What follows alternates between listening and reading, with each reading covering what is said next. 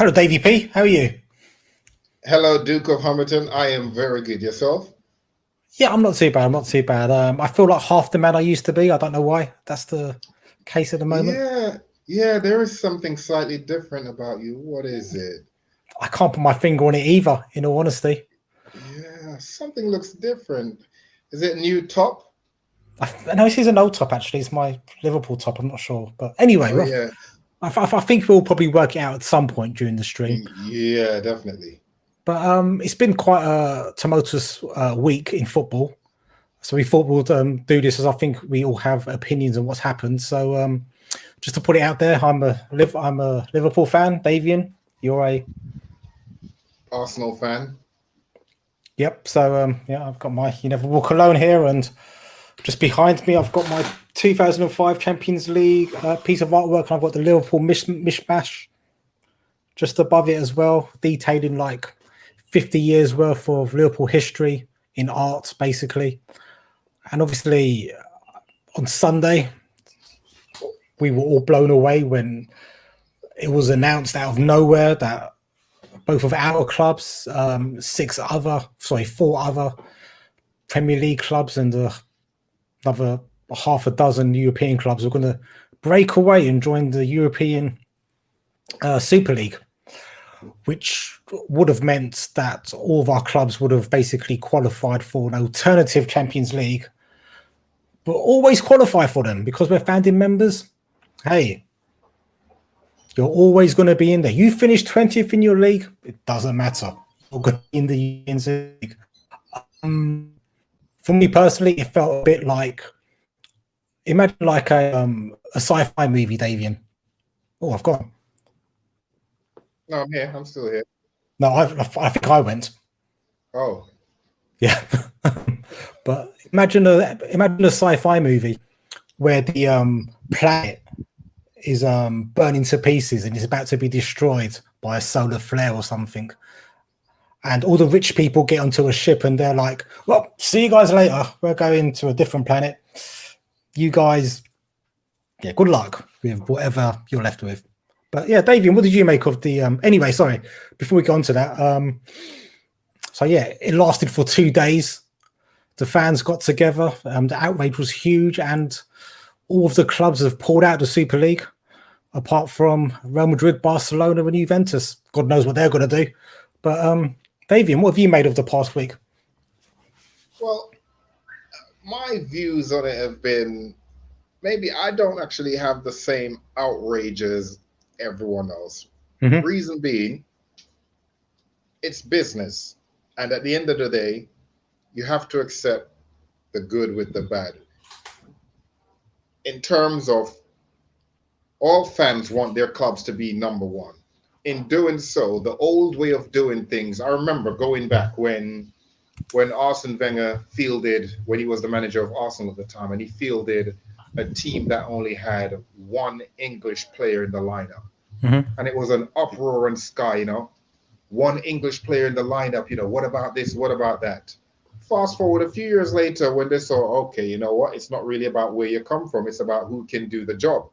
All of a sudden, you're finding a lot of all these other clubs who were speaking the same, saying, oh, shameful that he did that.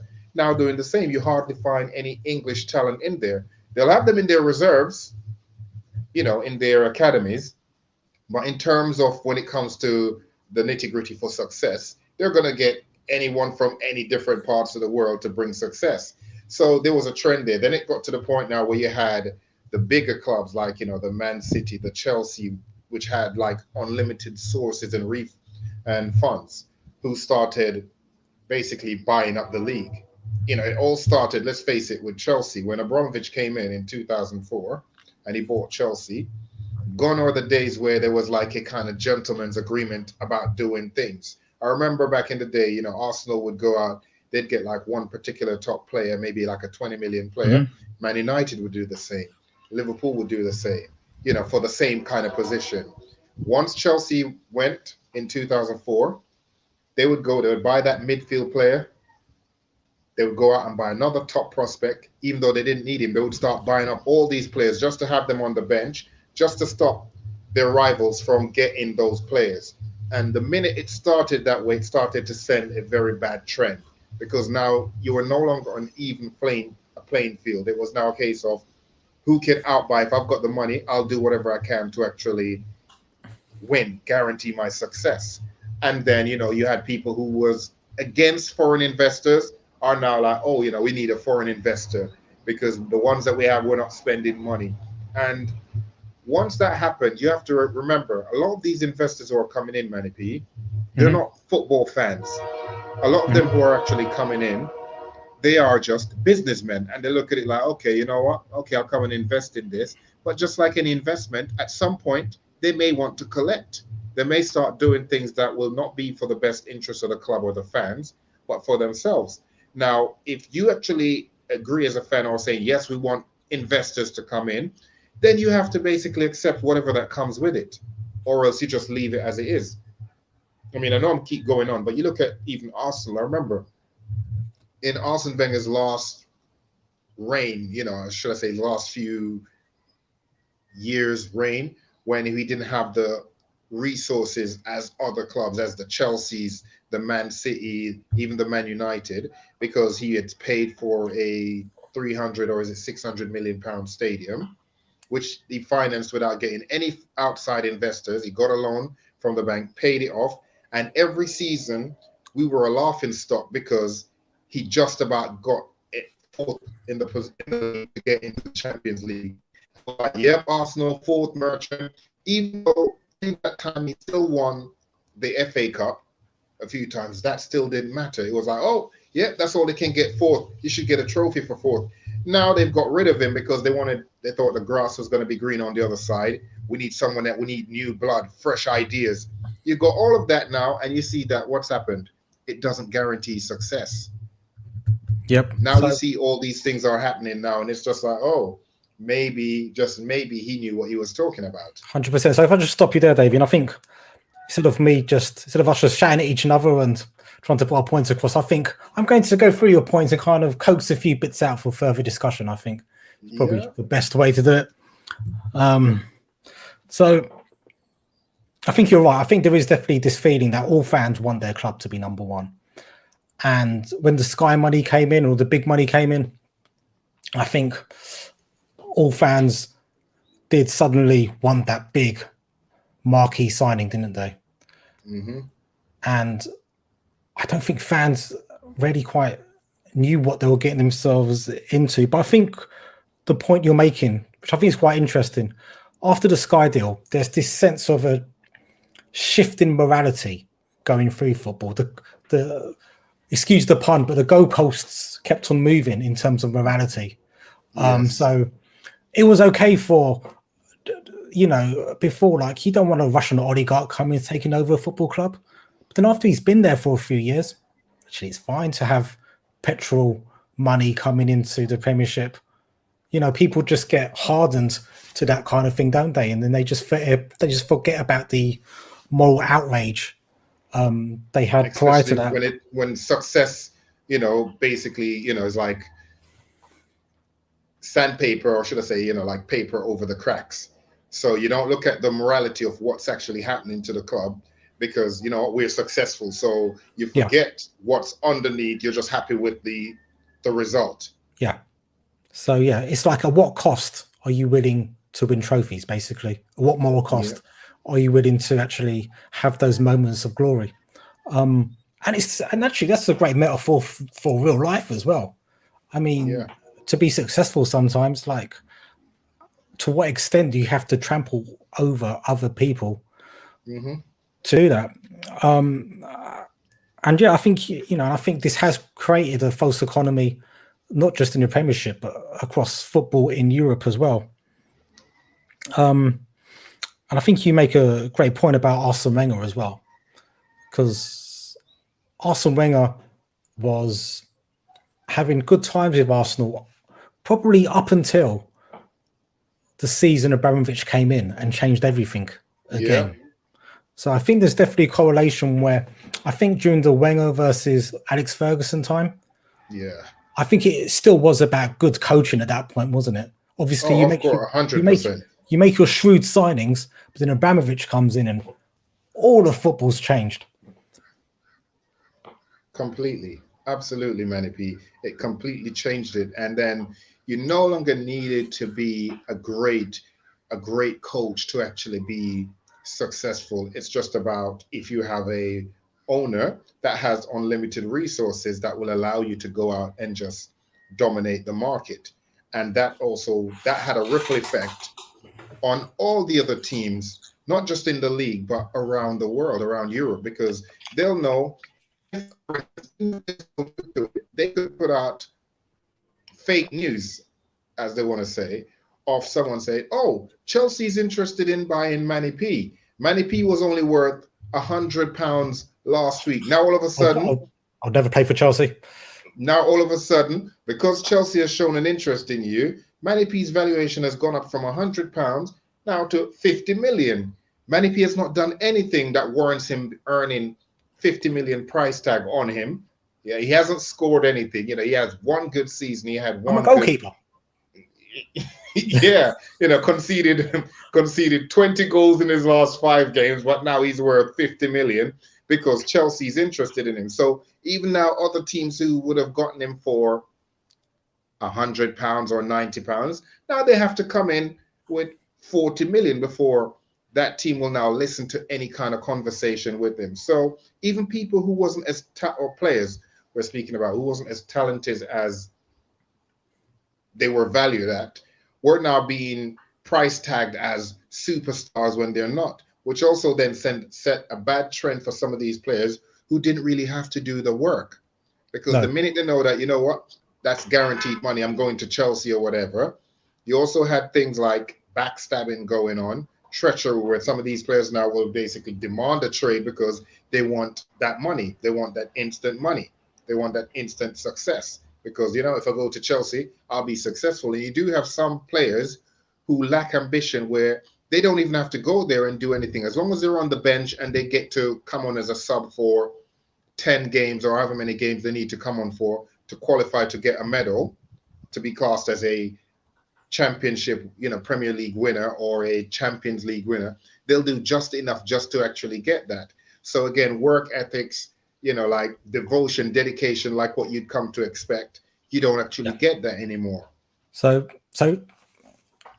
if we probably go on to how I felt on Monday. So the news came in. How did you feel, Manny B? I think the news came in on Sunday about the European Super League, and I don't think it hit me properly until the next day what was actually going on.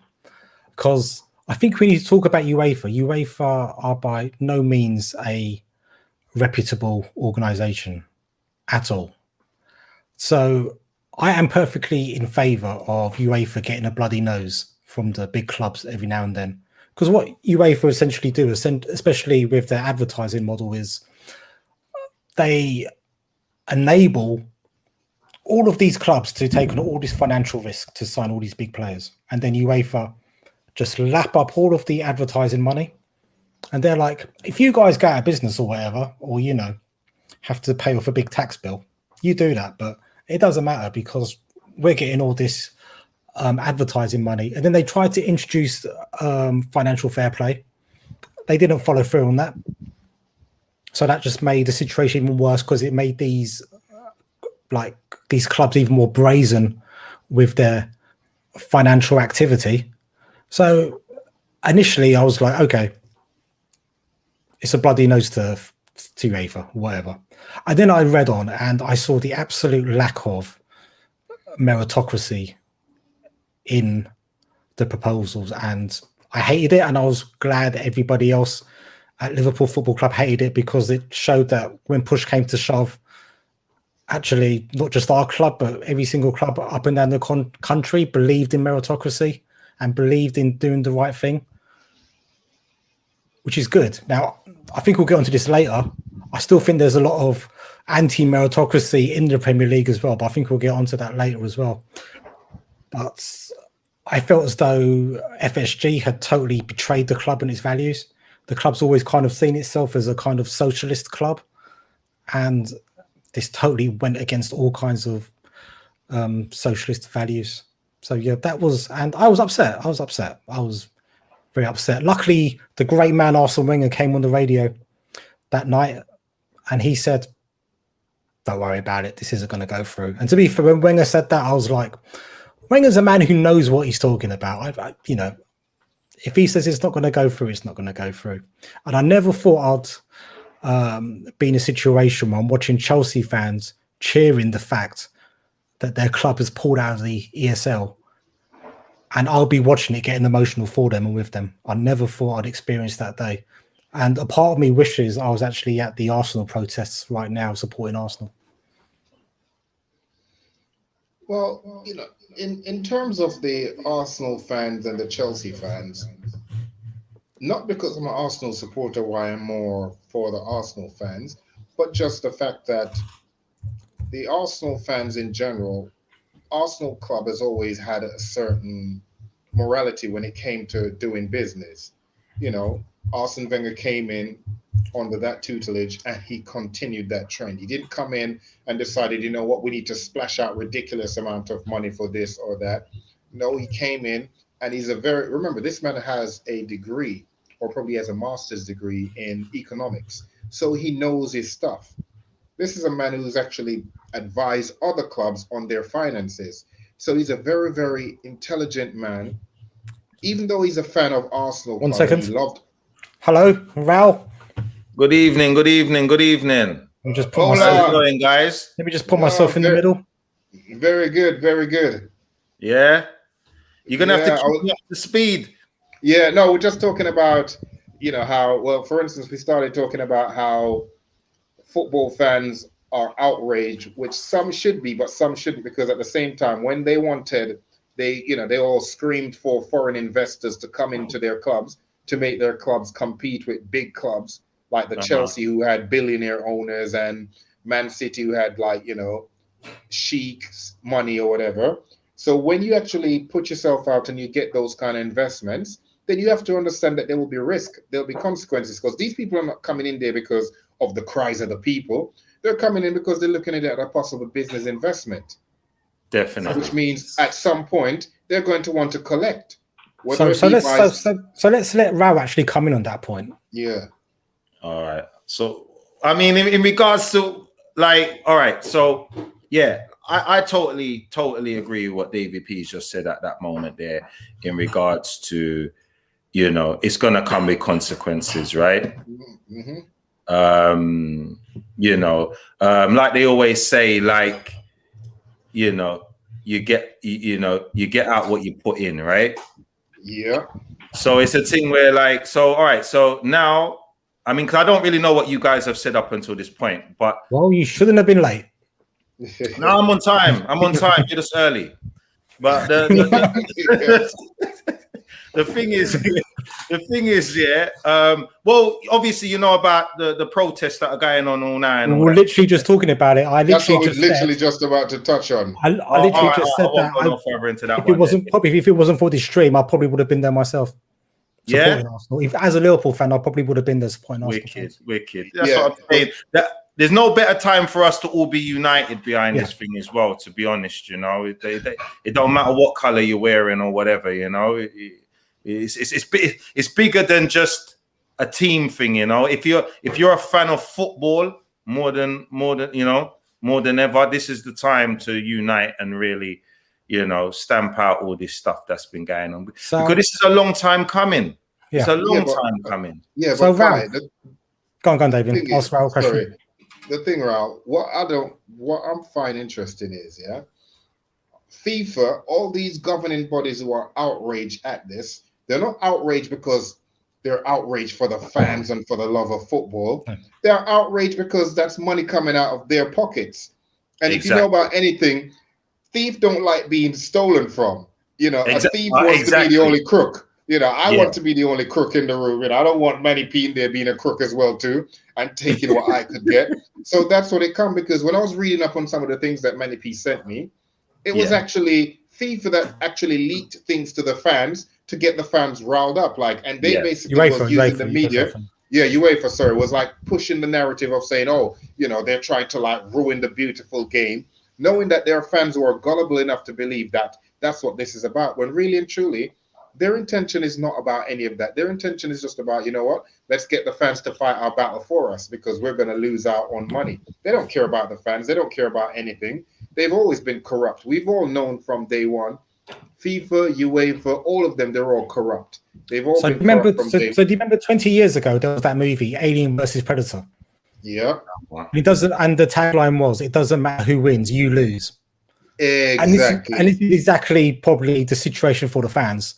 Like, we had this ESL, terrible. But then, have you seen the new proposals from UEFA for the Champions League? Well, I was reading about that, but just to I can't say I've gone through them in fully. No, it's terrible. It's basically again destroying meritocracy within the game as well, allowing teams to get a wild card to just go into the Champions League.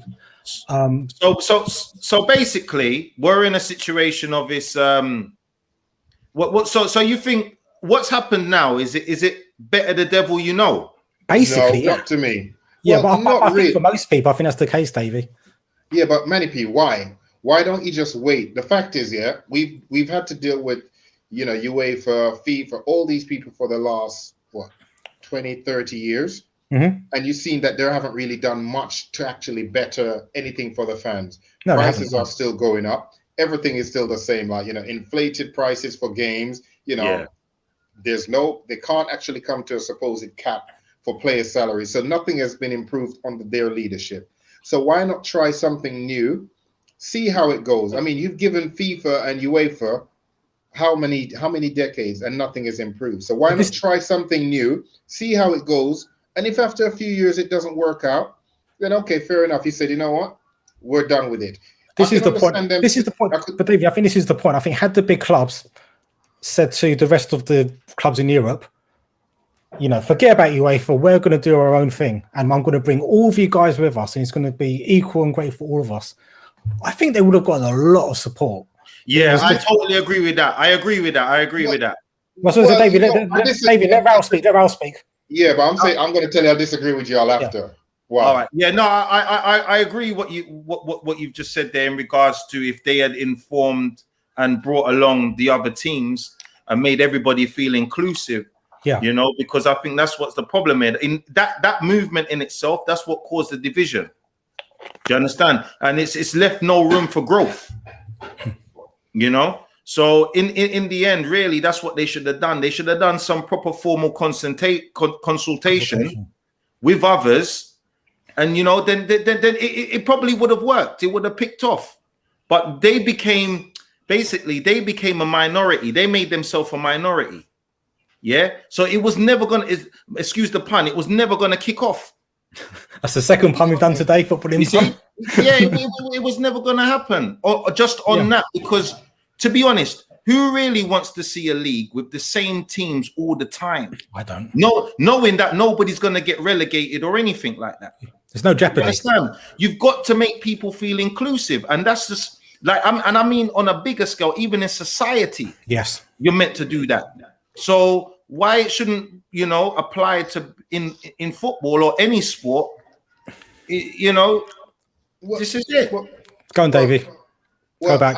I'll tell you why I don't agree with how y'all look at it. The reason why I agreed that they kept it the way they did was these clubs, they couldn't inform other clubs, because the fact is these clubs are more likely the ones who are going to finance things, who are going to bear the brunt of the backlash and everything else, where not everyone else can handle that. Now, these clubs could get sanctioned, fines, all kind of things happen to them, but they can still survive. Now, can a smaller club who decided to jump on the bandwagon and go in it, could they survive that? If they got fined ridiculous money, got certain penalties, they would not be able to survive that. Now, what's the first thing that's going to happen? When things go well, right? Everyone is all happy and take the praise, right? But when it goes bad, what's the first thing they're going to do? You guys brought us in this. You guys did that. So I agree with them that they wanted to be the guinea pigs for this experiment. Start it off, and then obviously, because it would have only been natural, after it goes through. No, wait, I think you're being a bit naive, David. You're being a bit naive. No, I'm just saying. They didn't do it out of altruism. These clubs weren't like, we're these great Jesus Christ figures and we're going to lead football into the promised land. I don't think that was the case. Well, no, but come, my people. I'm Moses. I'm going to take you to the promised land. They were like, I'm going to but go think through the about it. river, and the waves can just drown the rest of you. That's essentially what these. Yeah, but they clubs weren't find. bringing anyone with them. That's the thing. I could understand if they were bringing them and then they said, you know what, first come, first serve. But they were going in, and just like anything, once it starts off and it evolves, there are going to be changes because it's a competition. They did not say we're going to leave the Premiership. We're going to leave our domestic league. It's just the Champions League because they're sick of all the politics in the Champions League. And what did they do? You look at it. I use the right word. Minority. They literally got treated like they were a minority because look at the threats of punishments that they receive. Any player who plays in that Super League will not be eligible to play in Europe, will not be eligible to play for their country. Yeah, they will be banned. that bit I didn't agree with. You literally were treating them like how you treat minorities. So it's like if you're trying to speak out and it's something that goes against the grain what they want, you're going to get severe punishment. There was nothing in that was fair. That was bully tactics at the highest level. Okay, Kai, what do you think of that? Yeah, I do agree with the fact that is bully tactics right there. You can't just say, you know, like it's like throwing their toys out the pram by doing that. Oh yeah, like, you know, any player involved can't play international football, or they can't play in the Champions League, or they can't even play in the Prem. I mean, come on, what is that really? And wasn't it punishing one person as well? Yeah, that's not even throwing the toys out the pram. That's literally throwing the damn baby out the pram. You're like keeping the toys and the pram and like, yeah, baby, make your own way home now. Because by the way, we don't condone throwing babies out of prams. I just want to say, yeah, because on their side, that wasn't showing them being inclusive. No. See, so to be honest, you know, I think it's two wrongs here. You know. That's as I said, whoever wins, the fans lose essentially. Yeah. Well, I think it's worse now with the Super League getting cancelled. The reason why I say that is because of that. Well, maybe so, but at the end of the day, what's going to happen now is now UEFA can actually go and make harder terms and conditions just to make it an example to say, well, look, see, this is what happens if we don't do this or if we don't do that, and this is why it's important to do this and do that, because if you don't, you're going to have renegades like this and that. They're going to use this to maximize. But this is why it was so messed up, Davie, because essentially you had these 12 businessmen who are in reality idiots. They're stupid men with too much power, and they thought that they could do this and just get away with it. There was no planning to this. You know, if you're going to take on FIFA, do it properly, get everybody's support. Do it properly so everybody is included and everybody wins from this apart from UEFA. But they took on UEFA. Now they're in a worse off position. All of our clubs might be relegated. We might be kicked out of the Champions League. We might have transfer embargoes. We're the ones being punished. It's not the owners being punished. It's our clubs who are going to be punished because of it. Now, as usual, what will happen? Money will talk. You know, maybe. But as a Liverpool fan, there'll be some underhanded tactics of slipping some money into some offshore accounts. Let me ask you both this question. I'll go with Raul first. As a Liverpool fan, I feel as though we deserve some punishment. What that punishment is, I don't know. Whether that be I don't think relegation will work, because if they relegate all 6 of our teams, the EFL suddenly becomes a better product than the Premier League. And that's just facts. Exactly. That's just facts. But I don't know what type of punishment we deserve, but I do think we deserve a punishment so that we don't screw the rest of the teams in Europe like this again. Raul.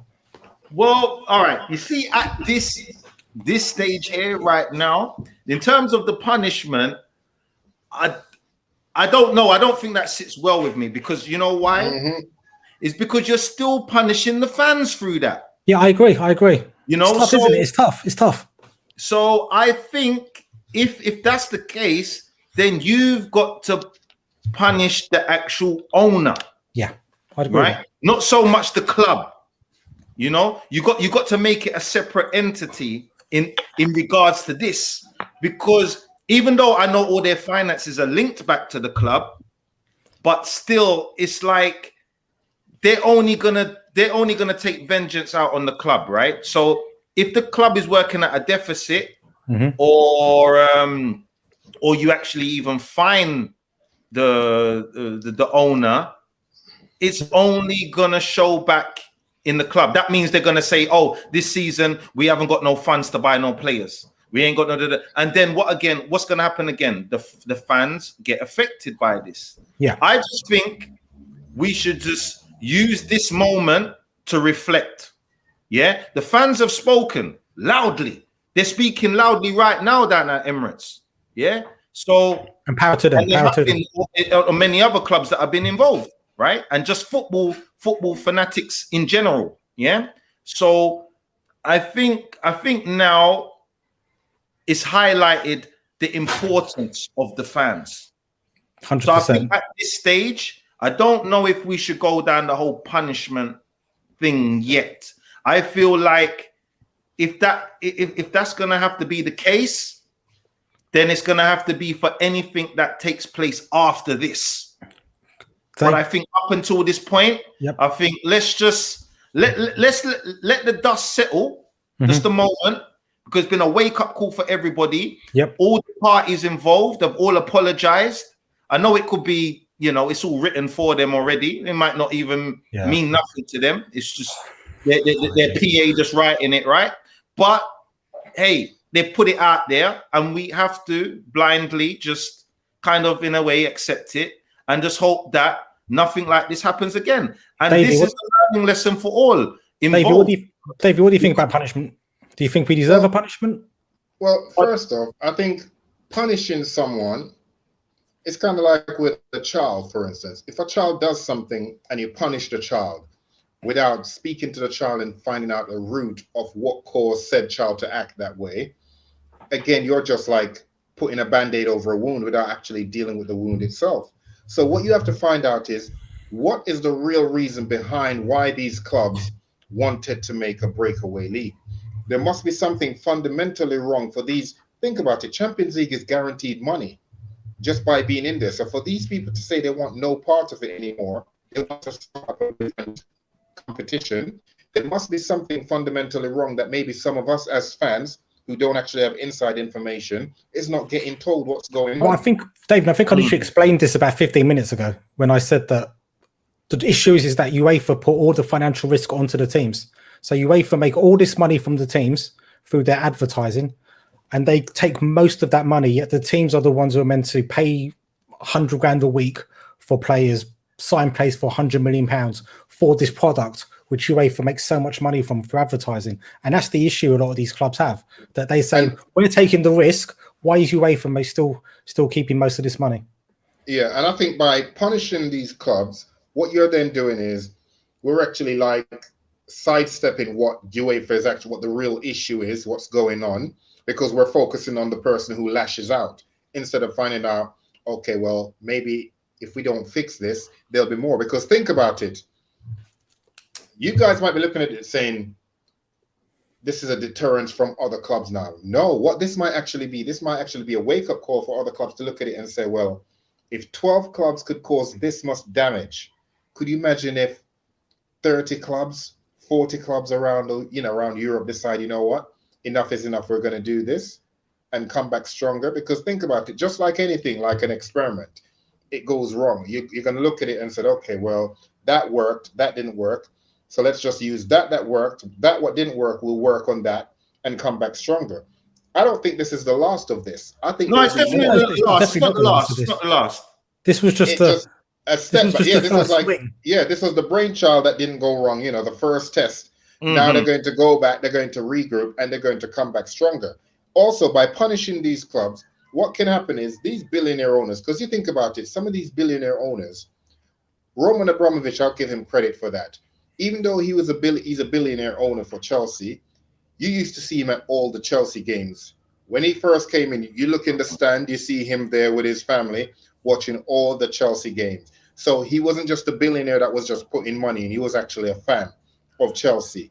How many of these other billionaire owners now who owns these clubs, apart from when it's like a big worldwide game that's going to be watched by, like the whole nation, not just in the UK, but global wise, do you see, or who shows up at these games day in, day out? Some of them, this is just an investment, something that they're not really that interested in. So they just put their money in and that's it. So how many of them actually, where this would actually affect them personally? Like, if I've got no real interest in something and you're punishing me, all I can do is be like, you know what? okay, I'm bored now. I'm done. I'm going to take my money out of it. Now, But that might be a good thing. We don't want owners in this country who aren't interested in their teams. You're right. At least Abramovich took an interest in his team. The Man City owners actually done a lot of social regeneration in parts of Manchester. To be fair to him, but Stan Kroenke, what's he done for his local area? And what's he done for the club? I think his local area is the USA. Well, exactly. Going, Raul, you still saying? No, what I was going to say is even for him, since the moment he's taken over, he's never gone in his own pocket. No. You see? So that in itself says a lot. And that's why there's like many people outside the stadium right now. Okay. I want you both to do something for me. I want you both to close your eyes. Close them. Now, imagine you're living in Wolverhampton. And you are sitting in your room in Wolverhampton and you've got the gold Wolverhampton strip on. Do you think these 6 clubs should be punished? You can open your eyes now, by the way. Yeah, I would. Reason being why I would. I was dreaming. I would think. Living in Wolverhampton, maybe that's a sign. Yeah, I would feel that way. Reason being is because it would give me and my club an advantage. Because without that, I won't have any advantage against these clubs. Any day of the week, these clubs will like slaughter me. So of course, I'll want that. I'll be like, yes, relegate them. Okay, David, close your eyes again. Close your eyes again. Imagine you're a good, pure man and a Wolverhampton fan now. Now open them and tell me, do you want these clubs to be punished? Well, it depends. If I'm a level-headed person, I'll say just like what I've been saying. We need to get to the source of what's causing this, which you've explained. But we need to find out how we can go forward to prevent further things like this happening again. I.e., whether we need to have certain changes in UEFA, in the Premiership, whichever team it is. We need to find out what's going on, because at the end of the day, you can't have these billionaires coming in and investing their money and don't expect them to have a say and want to do what they want to do. If you're taking their money... No, that's the thing. They can have a say, but they have to remember they're custodians of the club. They don't own the club. The club still belongs to the fans. Jamie Carragher... Not really. Well, no. I know. As Jamie Carragher said, when FSG went off to that meeting, like a bunch of mafia bosses, sat around the table, stroking their expensive cats or whatever they were doing, they were banking off the fact Liverpool had won 19 league titles and 6 European Cups. Yeah, because it gives them credibility. It gives only them credibility. One of those league titles, only one of those Champions League have come from FSG. The rest of that is Liverpool legacy, which belongs to the fans. Now, without those fans, you don't own anything.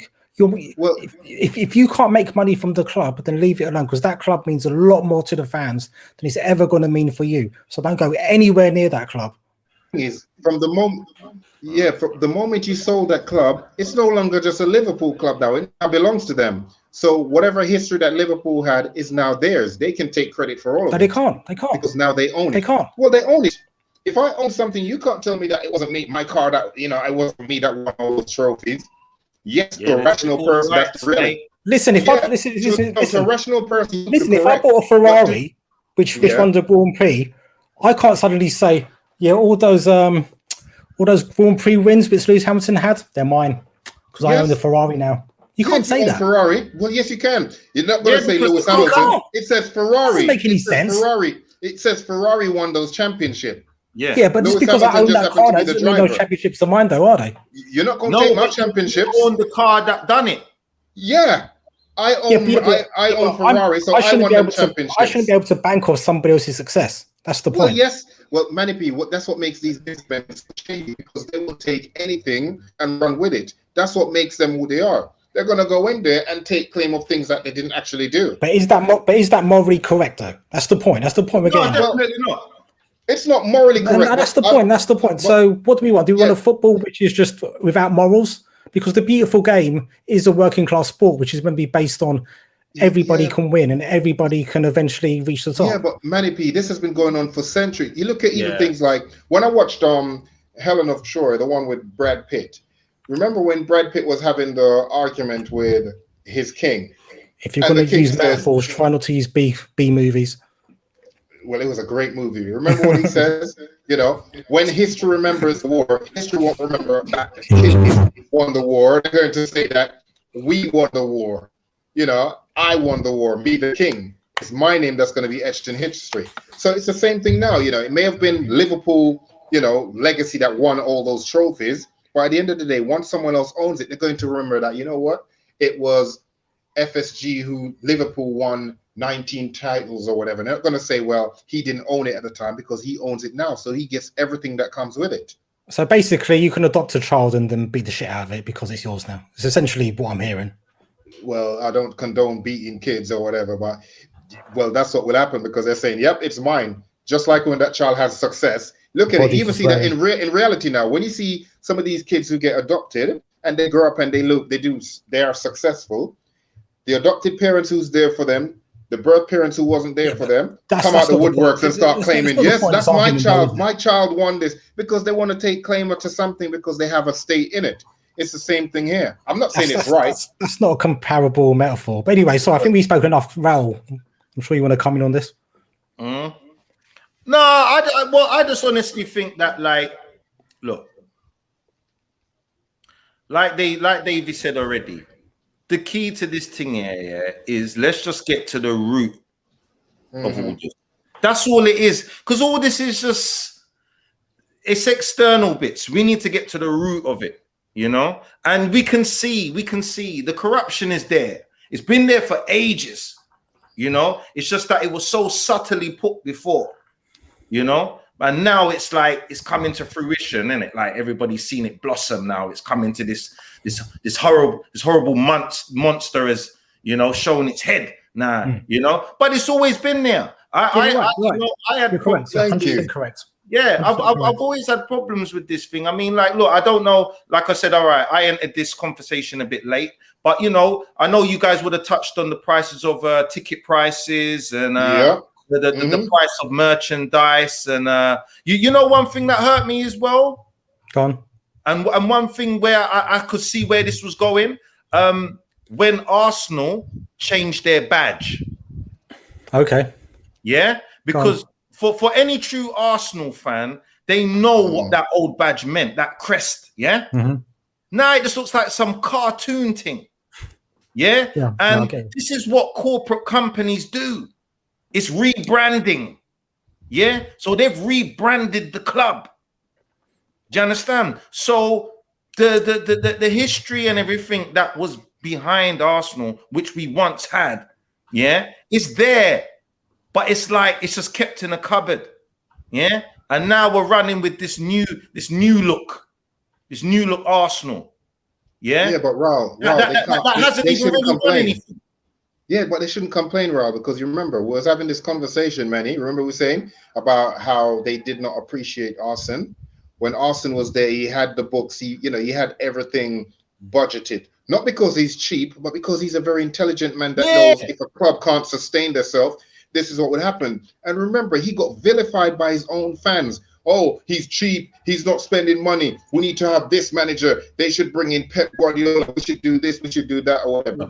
I guarantee if Pep Guardiola went to Arsenal and he did not have the funds available like he had at Man City, he would be in the exact same position. The same thing. Well, we want him out or whatever. But at the end of the day, to show how great Arsene was, even when he was on a budget, he was still guaranteeing Champions League. Yeah. Apart from his last season, when he literally I don't know, I may be wrong. Maybe they kind of sabotage it as well because they started believing the hype. Like, we need to get him out. I'm not sure if some of the players didn't sabotage it purposely and we didn't get fourth. But apart from that, every year, even while we were paying for the stadium, we were guaranteed in the Champions League. Every single year or whatever was always guaranteed in the Champions League. It was expected. And the thing is, it was expected by all. Everybody knew, you know, Arsenal. Fourth place merchant. We're going to be in the fourth. But you know what? Really, that's why I can say I'm not a die-hard Arsenal fan like before because of how they treated him. Once they treated him the way they did. So, David, have you fallen out of love a bit with football and Arsenal because of Arsenal's treatment? Because of the way they treated him, because it just showed lack of gratitude, ungratefulness. And when remember, before Arsene came, Arsenal used to be known as the 1-0 merchant. You know, when you just about, we were the boring club. George When Graham. Arsene came, The Arsenal. yeah, when Arsene came in, changed the dietary of the players, literally modernized football, the facilities, training, everything, and Arsenal started winning 3, 4, 5, 6, 7-0. Arsenal became exciting. Arsenal football matches was like a must watch because it was like, how many they're going to win by this game, you know? As a It was- Liverpool fan, I used to love watching the early Arsenal teams. I used to love watching the early Arsenal teams. It was a great team to watch. I used to enjoy No, they were watching it. great as well. They were great as well. He changed. They openly admitted he also changed football in UK, you know, Yeah. English football in terms of Introduced new methods and yeah, whatnot. yeah, dietary, everything, you know, the style of play.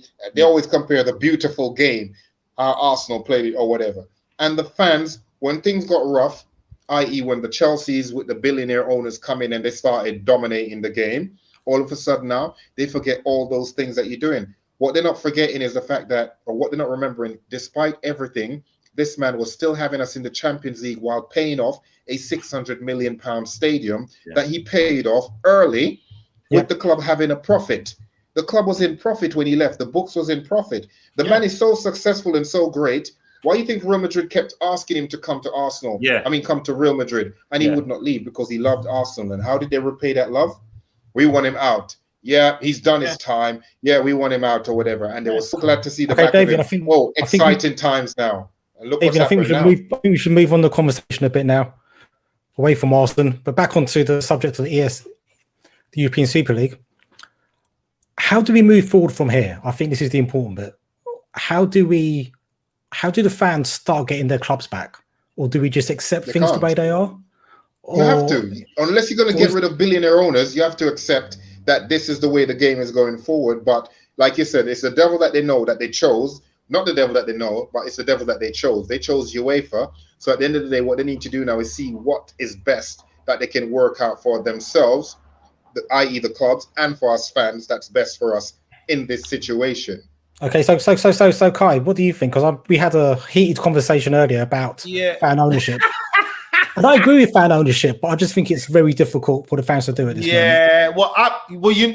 kind of you got a gist of what my angle from it, and I do believe that there should be some kind of fan ownership, a large percentage. We've seen the model that can work in the Bundesliga. Which I think is very important to look. It's like, you see, because the thing I'm explaining isn't something that isn't happening right now. It's happening. It can be done. Yeah, I understand your view apart. Also, is that it's not an overnight thing. But I feel now, but this is the thing, and this is what I've noticed in this new age, right? Just people in general, but even football fans, right? They're very fickle, right?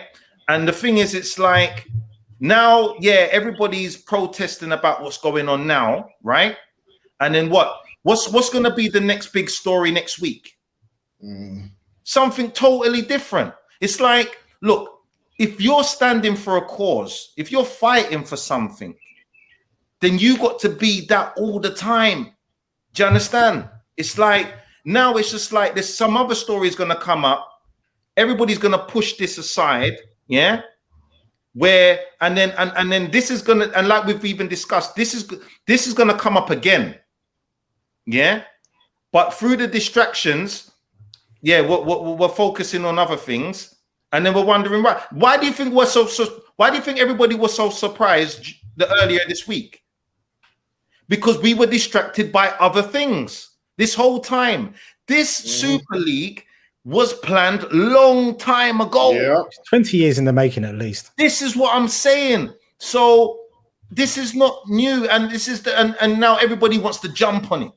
So I don't get the behavior nowadays. It's like, look, if you're gonna be a real fan in it, be a real fan in it. Like, and it doesn't always have to come in the sense of in a financial way. I understand some fans are not able to go to the games. Some fans might not even be able to, like we've had this conversation, some fans might not even be able to afford the jersey, right? But support in any way you can, in it, like support, Some fans can put up more money than others, But in order for us to get the percentage back, obviously now it's going to be difficult because we've given it to them. Yeah. We've given it to the billionaires, the multi-millionaire people. We've given it to them. So do you think they're so nice that they're going to say, oh, yeah, you can have it back now? Yeah. Could I read out two quotes? One's from Tony Benn, where he said, there is no final victory, there is no final defeat. It's just the same battle to be fought over and over again. So toughen up. I think this is it. This battle is going to carry on throughout all of our lives and through the lives of our children and grandchildren. And we just have to be tough enough to just carry on fighting against billionaires who are going to want to take over our club. And sometimes the billionaires are going to win, and sometimes we're going to be able to wrestle back our clubs. But I want to quote as well, Uli Hoeneß. I don't know if he still is, but he was at one point the Bayern Munich club president. And he said this about increasing ticket prices. We could charge more than £104. Let's say we charged £300 for a ticket, basically. We would get £2 million more in income. But what does £2 million more pounds do to us? In a transfer discussion, you can argue about that sum for 5 minutes, but the difference between £104 and £300 is huge for a fan. We do not think the fans are like cows who you milk. Football has got to be for everybody. That's the difference between us and England. Now, I love that quote because the fact is, it's going to be difficult for us to wrestle control back, but there is a shining beacon of hope over in Central Europe, which says, look, there is a proper way to do that. How we get there, I haven't got a clue. Yeah, that's the question mark. Yeah. Well, but there is a way to do it properly. Well, it's impossible. The only way that's going to be Nothing's impossible. Nothing's impossible. What's going to be possible, Manny P, is if people start lowering their expectations.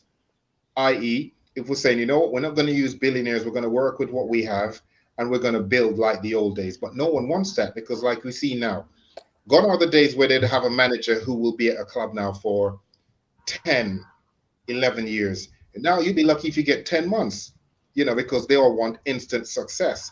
And the pressure that puts on these managers, no one gets time to grow. We've seen they even speak about that before. They're saying Arsene Wenger, Alex Ferguson probably wouldn't have survived in the game now if they'd come in the game now based on how it's run. Oh, Ferguson wouldn't have. Yeah, Ferguson then he got Man United relegated in his first couple of seasons. Exactly. But look what happened. He's literally the greatest manager in English football history, based on based on what he's accomplished, because he was given time. But fans don't seem to want to give time now. Now everyone wants instant success. Yeah. They want. So the fact is, once we open that door for billionaires to come in now, where we want this and want that, the only way it will work is because those clubs outside in Europe, who's basically has a certain moral, they have that because they don't think of themselves as having the greatest league in the world. The English Premier League is based, on the motto where we're saying it's the best league in the world. Not in Europe, they're saying it's the best league in the world. We speak that highly of ourselves. Now, the reason why I think the Premier League is the best league in the world, in all fairness, at the moment. Yeah, but why is it the best? It's the best league because of the investment that's brought in from international players coming in and playing the game. Yeah, I'd agree that. Yeah. And the reason that happens is what? Because the money that's being offered to these players. And the only way those money are getting offered is by having billionaire investors to come and pay out that 100 million, 500,000 a week. I mean, look at bloody what's his name who used to play for Arsenal, who was at Man United earning $500,000 a week. Sanchez. Oh right, yeah. He was earning $500,000 a week and he wasn't even playing any game. That is absolutely ridiculous. And all because he had 1.5 good season at Arsenal. So it's like the bar has been set so low now for players and success that all they need to do is they go out, have, whether it be a European competition or a World Cup competition, just go out in those few games that they play, have a great game, and then that's it. Their value goes up. I think that's an interesting point you make there, because I think we are now at a crossroads, aren't we? Yeah. Football has had to, because of this week, football has had to sit there, look in the mirror, fans, owners, players, managers, staff, sponsors, everyone's had to sit there and look in the mirror and has had to reevaluate what football means to them and what it means to be a football fan. I think personally we're at a crossroads where we can actually start resetting a few things in football and actually start to right some of these wrongs. On Yeah, the but other how many hand, big? things could. No, How? listen, let me finish. On the other hand, things could now actually get potentially worse because we've actually just given more power to the likes of UEFA and FIFA. I think we're definitely at a crossroads. Now it's up to us how we deal with it from here. Raul. Yeah, I just think like, look, I mean, look at somebody like, all right, this is kind of not moving away, but you can connect the dots on this one. But look at a team like MK Dons, yeah? That is former Wimbledon, right? Yeah. The fans got together, yeah? They moved out of London and they put together this team, yeah? Right? Things can change. People, this shows you the power of people, the power of fans. It can be done. You know, changes can be made. We can make these changes. We can do things, you know, and stop, you know, relying upon a model that is basically corrupted in its present state and is crumbling. And do you know what else as well, Coyote? Sorry, Raul. My apologies. I used your real name there. Very few clubs are actually making a profit right now. You know, from the 12 clubs that joined the ESL, yeah, the vast majority of them have made some of the biggest losses across Europe. Thank you. Which is disturbing. So we do need to have a long, hard look and do a reset because eventually these banks are going to come in and be like, we want our money back. And if you've got to bankrupt you for it, we'll do it. It is, I mean, I think this is potentially a lot more explosive moving on than what we're even considering right now. But that's what I said to you. That's what I said to you, dude. Because I said, if you go and punish these billionaire owners, they could be like, you know what? We're out. If they're out and their money's no longer in, and like you said, these banks come in and want payback, you know, want to collect, these clubs are going to go bankrupt. And you can't blame these billionaires. In fact, fans has to take the blame for that. Because fans are the ones you who 100% you blame the billionaires. Well, no, I wouldn't. No. To be fair, I wouldn't even blame the billionaires. Who I blame is UEFA, who never properly enforced financial fair play, who just let all of these financial deals just go on and didn't do anything about it, and just had this free market. And even in society, when you have a free market, that always leads to recession at some point down the road. And this is exactly what's happening with football right now. This is a recession in football, and then all these basically big companies, which are the football clubs, are basically now scrambling for any money they can get their hands on. But I hate to say it, but it starts with the two. Well, to me, the two nations that I blame for that, because I think that they had UEFA in their pocket. Don't know who had who in their pocket more, but I'd say it would be the Italian league and also La Liga. The Spanish Italian league is probably one of the most corrupt leagues out there. Yeah, and the Spanish league as well. Let's not get it twisted. Barcelona and Madrid dominate. You know, if financial fair play was really in effect, they would have been so much trouble for so long. But they've always had the money where they can just guarantee. I mean, you look at it. Certain of these presidents for these clubs, their re-election are based on them guaranteeing, yes, we're going to get this player and we're going to get that player. When in sorry, UK, my cousin has just commented. Sorry, could you just boycott football? No, we're not going to boycott football. I love football. We'll be at our next family gathering. Well, but again, going back, you know, like what you says, Raul, about MK Dons, right? Yeah. The reason why that could work for MK Dons is because MK Dons is not in the Premiership. So therefore, the level of competition and the money that they have to compete against, the fans could technically be okay with that if everyone puts in. But there's no way if a Liverpool or a Man City or a Arsenal decides we're going to have the fans, you know, taking over, buying majority of it, the fans can buy and pay the salary of the certain players that we want based on how things are right now. Because why would a player go to a Man City where it's the fans that's going to have to try and scrape together money to pay you, which they can't pay you the money that you really want, when they could go to a Newcastle where they're going to get that guaranteed money. And not everyone, like we spoke about earlier, Duke, not every player is actually about real success. Like for me, Cristiano Ronaldo is the epitome of what a player should be like when it comes to work ethics and everything else. Mhm. He could have gone to agree. Real. He had already won the Champions League when he went to Real Madrid, and he won the Premiership. But did he stay on his laurels? No. He went there. He worked hard, and he worked hard, and he worked hard, and he became successful because he had that drive in him. A lot of these players don't care. They're quite happy. Some of them. You look at a game. I mean, But that's the same. now, But that's the same as in any workplace, though. You're always going to get people. yeah, who care but Manny, about- what I'm saying, no, but what I'm saying is now, sometimes you look at the bench when you see some of these players when their teams are playing, they're not interested. They're not watching what's going on there because it's like they're not bothered. They know that they're getting paid regardless how the team performs or whatever. You know, all they'll do is they know what to do. They've got good PR people around them that will tell them, you know what, go and tweet this. But is that I'm necessarily real their fault disappointed. that they're being paid for doing nothing? Well, Should the yes players and stand up no. and say, "Do you know something? I haven't been playing. I'm going to give back 50% of my wages." Well, I think we should have. It would be nice if we had something where literally, like like an interview where the fans basically ask, "Are you going to give your 100% when you play? Are you, do you actually echo our Well, like in any values?" interview, I'm going to say yes, even if I don't want the job. But I just Yeah, need but the you should money. be able to hold them to account. Right. You look at Colombia. Hold on. Remember that Colombian goalkeeper? Let me make a quick point here. I think you're right. I think that you're right. The fans do need to say, but it should be the fans holding the board to account, not the players to account. Managers, Jurgen Klopp for my team can do a perfectly good job holding the players to account. He doesn't need my help to do that. The man's a legend. But the Yeah, board, but sometimes you also need the the fans board to can do be it held. also. The board can be held to account by. I think that's where the fans need to be stepping in and holding their boards to account. How many of these board members are really in touch or even care about what the fan has to Why say? they need to be held to account? When you're a billionaire This is and why this they is need just to be another held to account. investment for you. Yeah, This but is if why you're a they need to be held billionaire, to account. yeah, but how?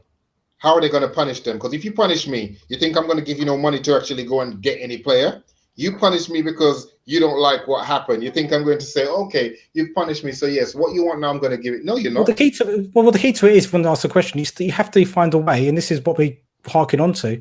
We have to find a way to do this to get closer to the German model, so that fans can put board members under scrutiny more, and fans But can you know sack what- board members. And as I said, But I it's think we difficult. do.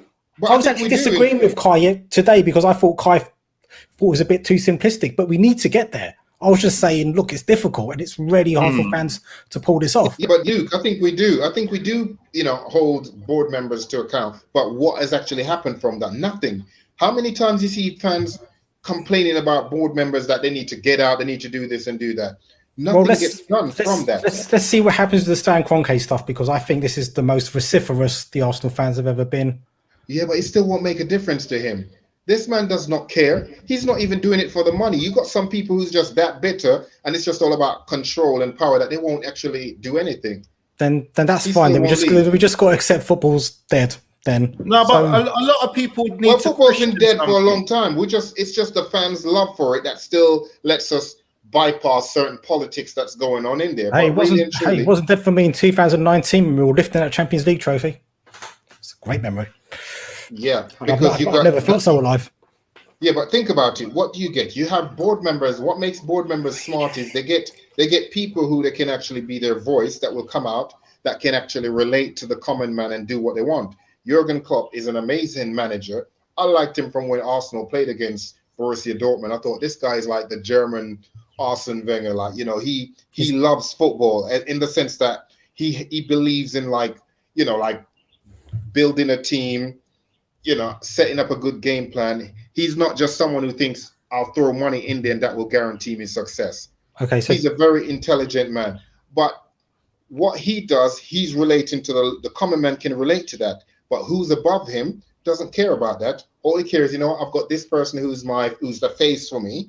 He'll get the people on my side. We've established this, though. We've established this point. I just think, we just need to find a way to have more access to these people. Otherwise, our clubs are going to die and people are going to lose interest in football, because football is People have already. Yeah, that's What can I ask you a question, dude? 16 to 24-year-olds. They've shown actually aren't as interested as 16 to 24-year-olds of our generation. Yeah, that's it. And I think part of that is as well that a lot of football is behind a paywall. Like, remember when we went to school, we could watch Champions League football on ITV. Yeah, Yeah. I remember those days. No paywall whatsoever. They would all be in the playground talking about it. Davian would pretend to be Zombie Boban. Coyote would pretend to be, I don't know, Anders Hillier. I don't know. Coyote's all thinking he's Perry Groves on the football pitch. Oh, stop. It'll be me like, I want to be Stink Inga Bjornaby today. But no, like I've kids can't really have those conversations. They got YouTube, they got access to all the goals on YouTube, but the actual thrill of watching a match. Yeah, I think that's part of the issue as well. I think change now. I do think football's going to eat itself with them trying to make more money. They're going to run out of customers eventually. Who caused with that? their quest for money. Who caused that? Because I remember, like you're saying, back in the day, on the Tuesday night, it used to be on Sky, wasn't it? And then on the Wednesday, it was on ITV. When we went to school, I'm pretty sure all the matches were on ITV. When did they start splitting it? When did they start splitting it? Where you get? I think it was the late 90s. It was the late 90s. I think. Yeah. Then you had one leg on ITV and the other leg on Sky Sports or whatever. But again, how do you think going forward? How could we actually? You're saying that it would be better maybe if we had more access to these billionaire shareholders. If we did, what do you think would actually be the result? I mean, do you think they would listen to the common man's plea if a fan goes to them passionately and said, listen, we really love our club. We don't think you're handling it well. Could you do this? Could you do? Guaranteed, maybe it might work with one person. Davey, let Raul answer that point, then I'm going to come back with a point as well. Yeah. Unless you don't want to answer it, Raul, and I'll just jump in. Jump in, mate. Jump in. Okay. No, I mean, I don't disagree with what you're saying. I know you've got some venom to spit right now, yeah? So No, I don't disagree with what Davian's saying to a certain degree. But at the same time, I do think Davian's fallen into this kind of English trap of apathy, where it's just kind of like, well, this is our lot, and now we just got to accept it. Whereas if you look at the Germans, they have been like, no, we're going to improve, and we're going to find a way to improve. Yeah. We're going to find a way to get better. And it's not just a football mentality. This is a nationwide mentality we need to take on, where we need to be constantly looking at ourselves and going, we have to get better at everything all the time. What football is right now, it's a reflection of society, because we have the same thing happening with corporations and the way they're treating us right now, where they have more power than even the government has. And the government actually helped the corporations anyway. And that's it. Football's doing that to a microcosm. We need to be fighting back, not just on a footballing level, but on a societal level to change things. Yeah, but Manny P, what you're saying about Germany? Yeah, but what you're saying about Germany? Germany's been doing that for many years. Do you remember the first World Cup? Got to start somewhere, though, David. You just I'm just saying. Do you remember the first points about how it's impossible? Well, the reason being is because Germany didn't Germany set a certain rule where each club in Germany had to have a certain amount of German talents in their team. Yes, and this is the point. This is the point. But here now, remember, because they want success, they're not doing that in the lower league, even in the lower leagues now. Before, I remember back in the day, you look at the Champions League, you say, yes, a lot of foreign players, but you look in the Championship, you'd see a lot of English players. But let's face it, when you used to watch Match of the Day, I can be honest and say, hold my hands up and say, once the Premier, once it finishes on the Premiership, I'm not watching Match of the Day 2 or the Premier. What was it? What did they used to call it? The one that came after the. Sorry, David, I'm not sure what point you're making here. No, my point is the one where it showed the English league, like the Championship League, which is just like like the MK Dons, those teams. I never really watched it. Reason being was I didn't care about their highlights because I'm like, it's not going to have a Henry or a this player in there, so it's not going to be exciting. The point is, unless you have that in the Premiership where all these teams now has mandatory where they have to have those players in there, it's not going to be, you're not going to know who the next, like Frank Lampard or Steven Gerrard is going to be, because they're not getting the time in the top league. I don't think that's pertinent to the point we're making. What we're talking about is changing clubs so that they're more amenable to the fans. Like and I'll finish on this point, then we'll move on to the next point I want to talk about. I mean, I've watched Redman TV and I watch AFTV, two great channels. And we're talking a bit more about AFTV later as well. Yeah. And they both visited Bayern Munich, like on away days, and the videos they do, they always talk about how great they're treated by Bayern Munich, how great they're treated by Borussia Dortmund as guests, and how happy their fans seem to be supporting their clubs. I think all I'm saying is, look, there's something to strive towards. I don't know how we get there, and it may not happen even in our lifetimes, but we need to start that journey to get there. Otherwise, football will just die a death in this country. But anyway, let's move. Let's move on to the next point. Other fans.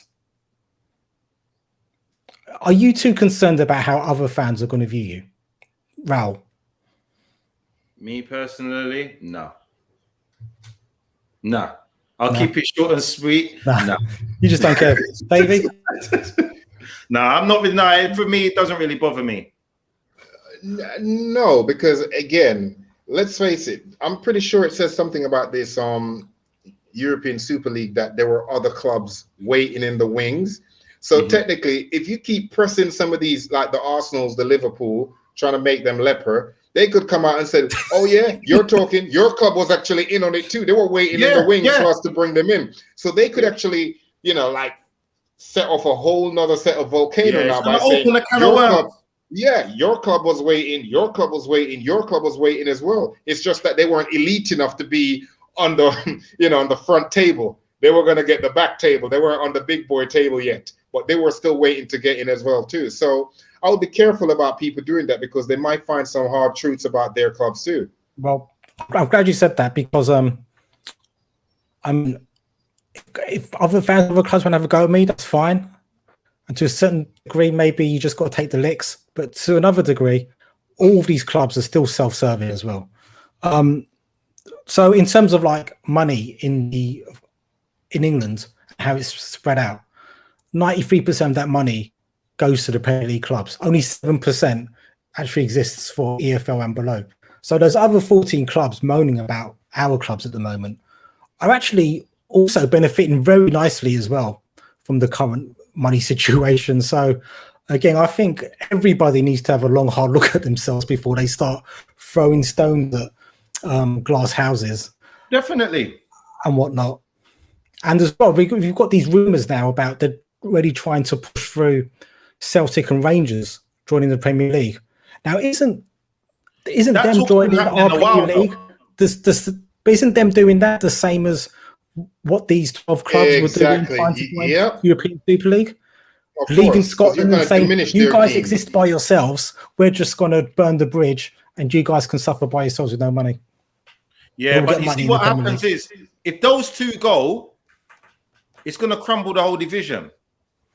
Yeah, it's not going to be exciting. Yeah, it's going to crumble the whole division, so it's not even logical. If they're going to ever do anything like that, then it's got to be like for like, innit? You got to send some. Yeah, send two English club over there. Yeah, like a trade. Yeah, like you got to do a trade. Yeah, like every you can't just say, oh yeah, we're going to take them two, and then like an exchange, like a like a student exchange where we'll send two, not a permanent one, but we'll send two clubs and Fulham, and we'll take Celtic and Rangers. Yeah, for a season. For a season, they come in because again, it's good experience because they're going to be playing against different players. So you go there, try it, you come back the next season. Two other teams from there come over. They could do something like that. Because you could be onto something there. Of course, I am.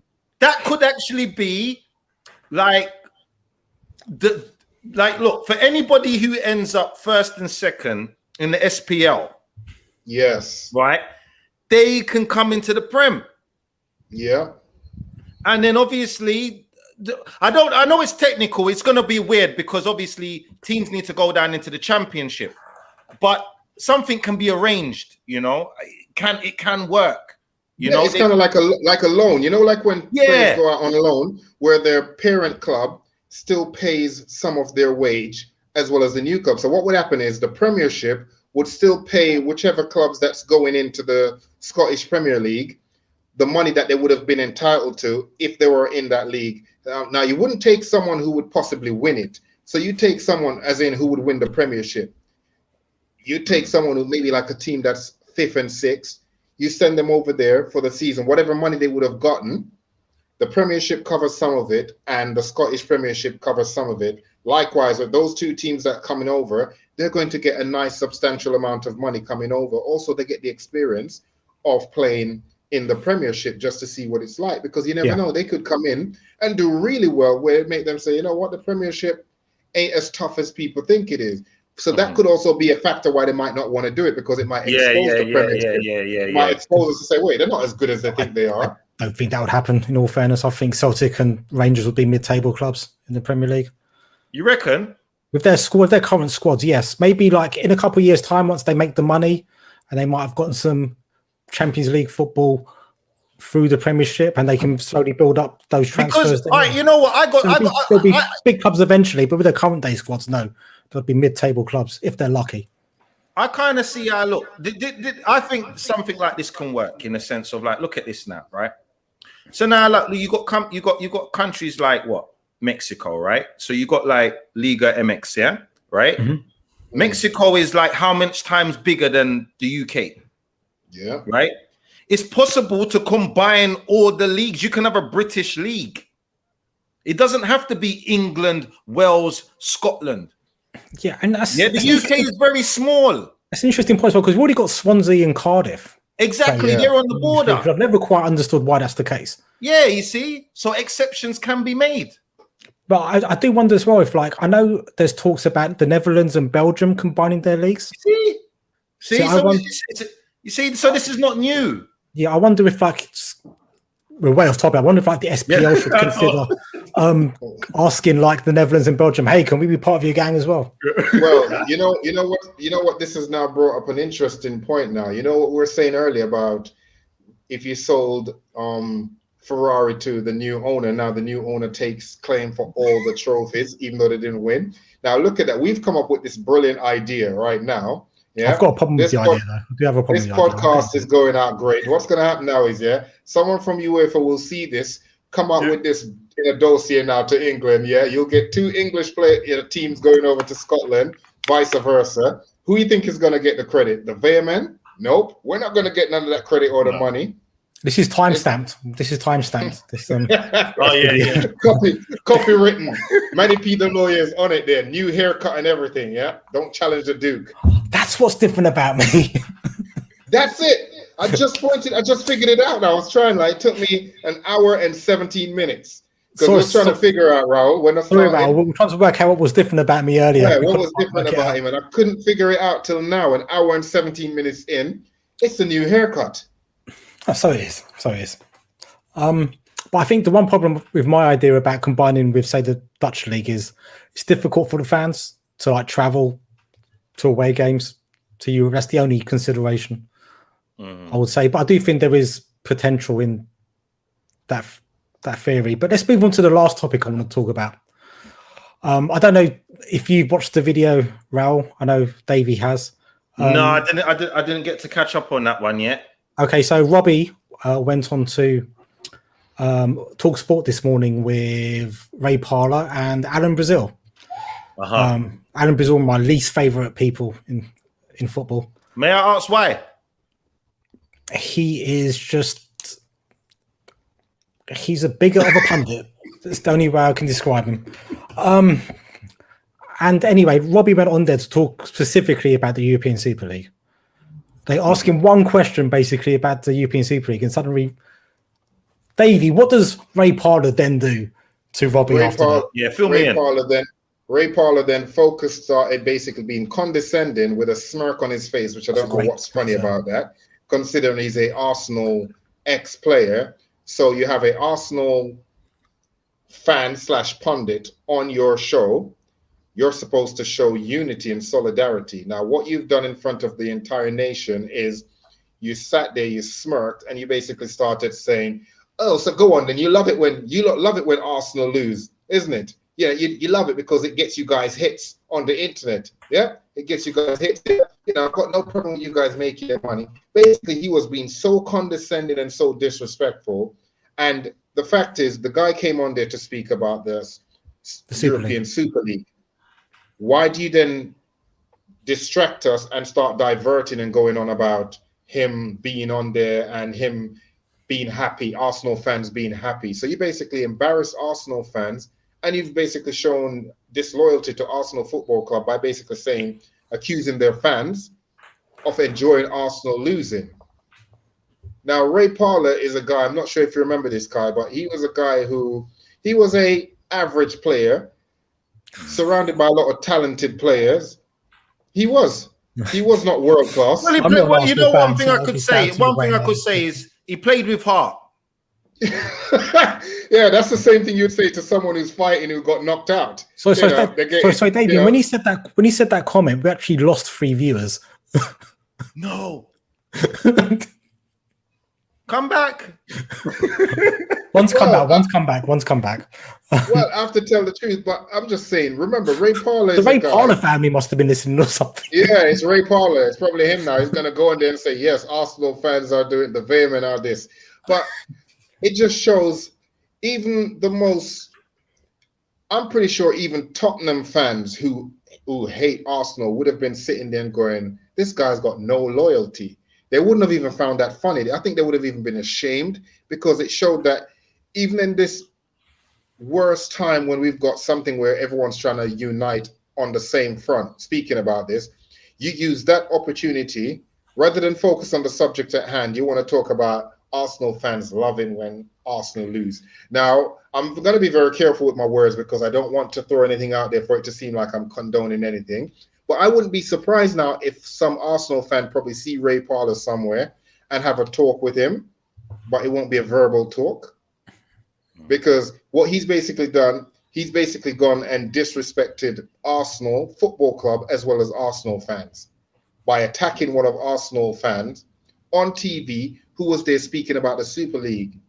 Radio. They weren't speaking about Arsenal losing a match or something like that, where you could say, okay, you could warrant where that conversation was going. This seems like it was all done for ratings and to basically please, whoever was actually hyping him up in his. There's an irony there, though, isn't there? Mm-hmm. There's an irony that they were accusing Robbie of loving seeing Arsenal lose because he gets hits on his YouTube channel. Yet then Ray Parlour was basically winding up Robbie to get hits for the TalkSport YouTube channel. And I'm sorry, many people. I just have to say this final piece. I mean, I'm not sure what Ray Parlour's financial situation is right now, but I do know that he did have a little problem prior to this, because remember, he's a man his wife left him, and because she was with him for a long time, he had to still be paying her, like all kinds of money. Despite the divorce, he had to be paying her up to what he earned, and I'm still sure he's probably still paying to this day. So here's a guy, he'll probably do anything for $1 or $2. Yeah, I'm pretty sure. That's one thing I wanted to know. Is he on the TalkSport payroll? Yeah. Yeah, and I'm pretty sure. Well, he's a regular host on TalkSport. There you go. And if he behaves like this, he's a guy, basically, it seems like, a common term to probably use, he's letting TalkSport pimp him out. I mean, all that's missing is the heels and the proper attire and him standing outside on the street corner, because he literally was behaving like that. I can't use, I didn't use any word I shouldn't use, but I'm just saying, Ray Parlour should actually show better class and actually should have, even if he felt that way, he should have waited till he come off air and have that conversation with him. But to do that, you basically brought the man on TV to embarrass him. And it seems like that was actually planned. Yeah, that goes to show. It was planned. It was not something where it was just the spur of the moment. He was ambushed. You ambushed him. You brought him on there to basically ambush him. And you could see that he was shocked because he was not expecting that. But he handled it well, though. He did handle it well, Robbie. Oh, yes. Robbie just told Ray, you're talking rubbish. Yeah, and that's what you have to do, because that's what they like to do. They want to bring people who they feel like is in a different social category to them and try and embarrass you, because they feel like if they do, maybe because you're so happy to be there, you might not speak and stand up for yourself. But I'm glad that Robbie did. Obviously he was very PC with his replies also. He didn't use, but I'm pretty sure if he was off the air, he would have used some choice words for him, because that was sneaky and that was like a weasel tactic. That was a weasel move on Ray Parlour's part to do that, which was not necessary. Yeah. So there's 2 points I want to make about AFTV. Then, Raul, I'll let you come in and comment. I think, so I'm just looking at my notes. I was making notes whilst Davie was talking. I think number one, I think stations like TalkSport are actually scared of channels like Arsenal Fan TV. Mm-hmm. And my favourite YouTube channel I like Redman TV as well as another great Liverpool channel. But my favourite channel is the Kickoff with True Geordie. And I think they have some of the most intelligent football conversation you're ever going to hope to come across in this country. And they're just a bunch of fans like us, just sitting around having a chat. And they're making better content than what a lot of radio stations and TV stations are doing. And number two, I'm a Liverpool fan, but I watch AFTV, not just because when Arsenal lose, but Arsenal fan TV, the fans they have on is very much a reflection of what I grew up with in the East End. They have every single type of person you could ever hope to come across on Arsenal fan TV. And we've all come from Hackney and we all have friends from every single walk of life. And that's what makes us better people for it. We've got black friends, white friends, Asian friends, South American friends, African friends, Caribbean friends, and street friends, middle class, high class, exactly. But yeah. And that's what AFTV is. That's why I love it. It's people who talk like us. And that's why I love it. I think people do look down upon that because it is people like us. Yes, because it's real. It's in touch with society. Whereas the talk sport remember, people like us aren't meant to progress though, are we? No, you should stay in your lane. Make them rich and stay in your lane. I mean, I don't know why Ray Parlour feels he's in any high class category because he's not. He's not. I mean, well, I guess if he was, he would be on Sky, innit? Let's face it. Who would you rather have a conversation with, an Arsene Wenger or a Ray Parlour? I rest my case. See, certain things is not even warranted answer. Is it? Yeah, that's right. Yeah, it's not warranted answer. But again, it just shows, and I'm pretty sure, especially him working because he did work under Arsene Wenger. You would have thought he would have had a little bit more class. Arsene Wenger always spoke about class, and he showed no class in his behavior, what he did right there. And like I said, I would not be surprised if some Arsenal fan out there, when they run into Ray Parlour, because what I think he may have forgotten in that moment, him doing all of that for Talk Sport just to get, views and hype up his bosses, be their lapdog.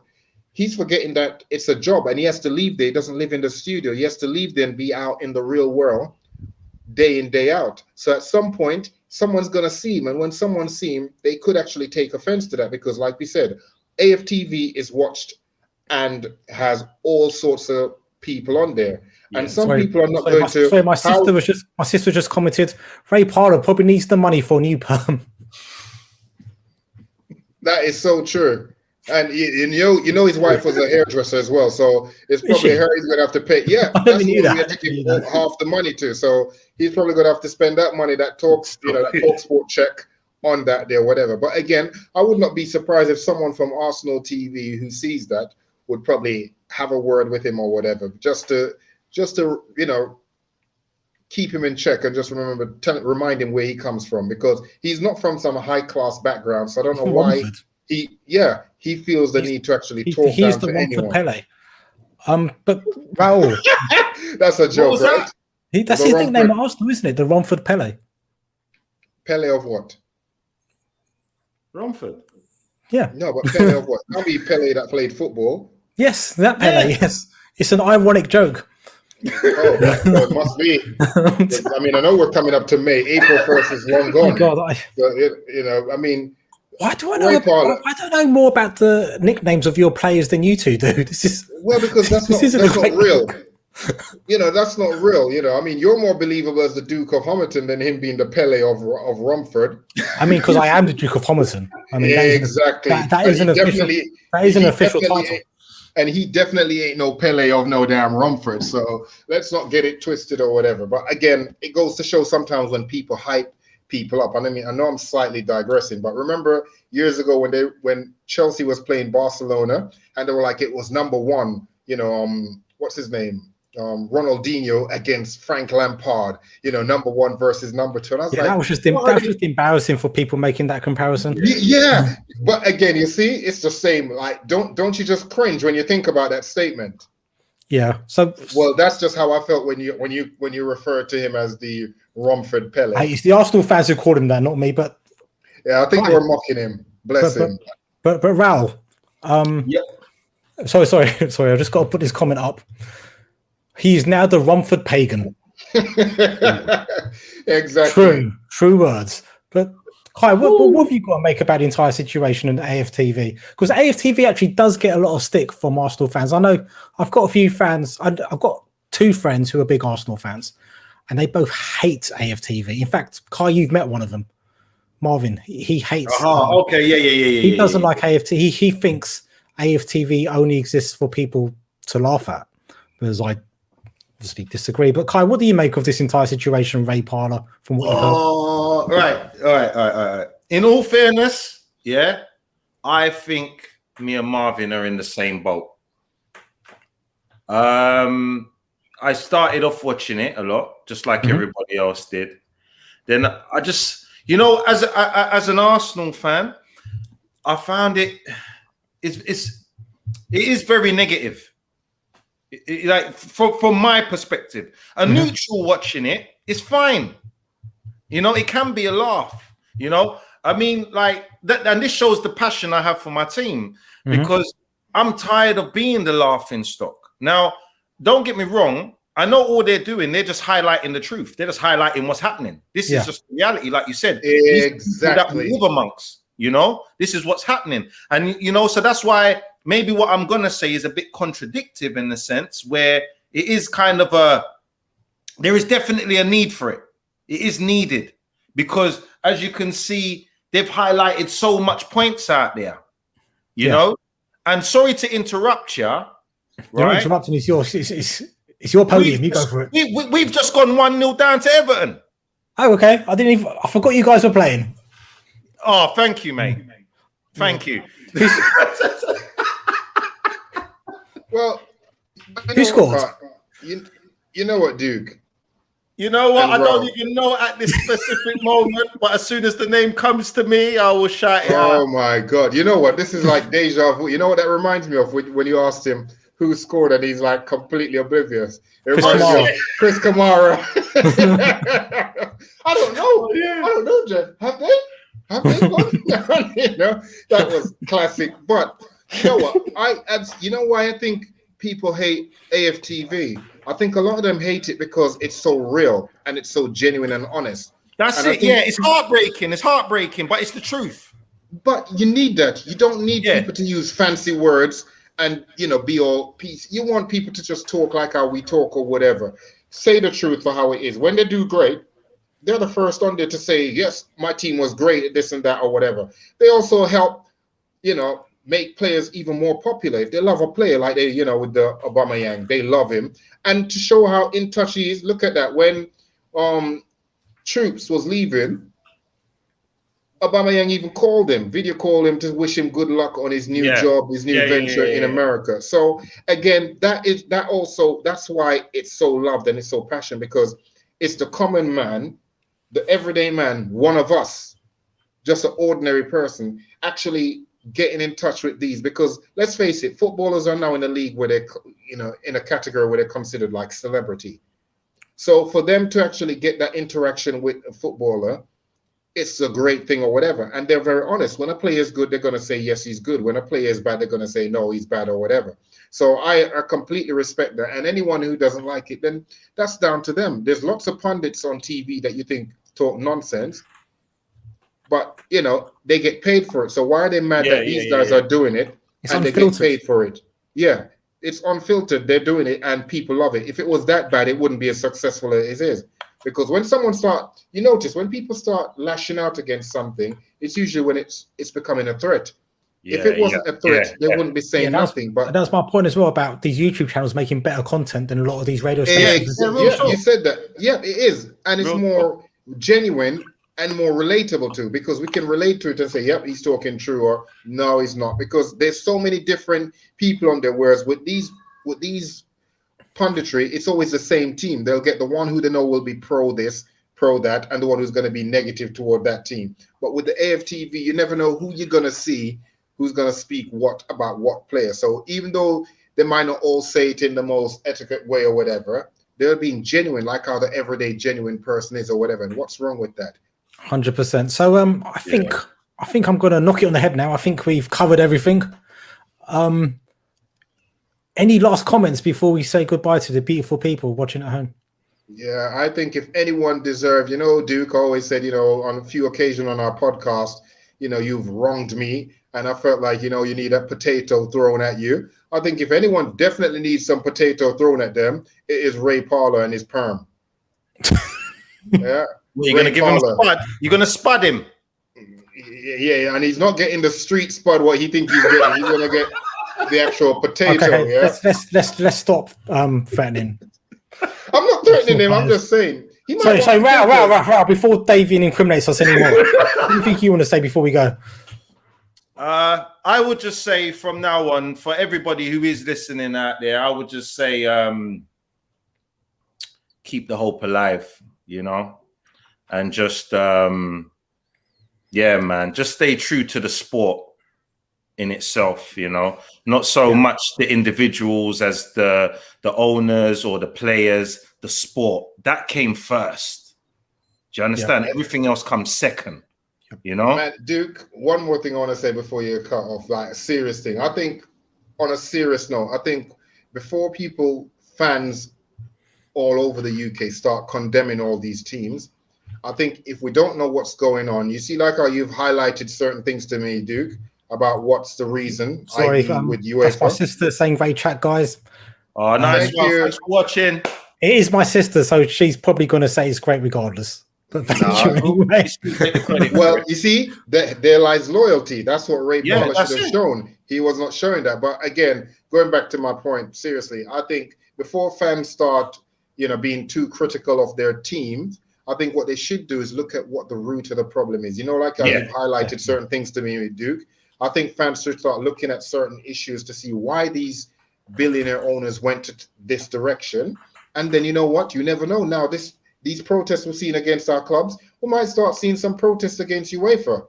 Hopefully. And we might see certain changes as well. So I think we should look at the bigger picture, not just what's happening in the heat of the moment. And then we can see real progress. Because if we don't, this same problem is going to come back around next time. And we may not be able to squash it in 48 hours.